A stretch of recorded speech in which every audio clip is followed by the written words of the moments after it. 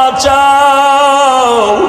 মূসা নবী উম্মতের কথা বলিয়া বলবে, আল্লাহ আমারে বাঁচাও, সইতে পারি না হাসরের ময়দানের ভয়ঙ্কর অবস্থা, সহ্য করতে পারি না। ইব্রাহিম নবী কাঁদবেন, আমাকে বাঁচাও। মূসা নবী, ইব্রাহিম নবী, ঈসা নবী, আদম নবী কাঁদবেন, আল্লাহ আমাকে বাঁচাও।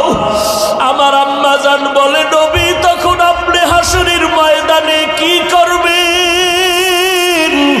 আপনি তো রাহমাতুল লিল আলামিন। আমার মায়ার নবী কান্না করে বলেন, আয়েশা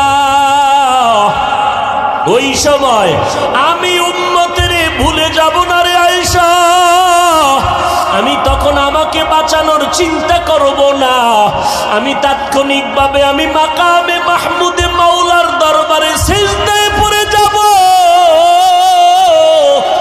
আর কান্না করে বলবো, আল্লাহ আমার উম্মতের বাঁচাও,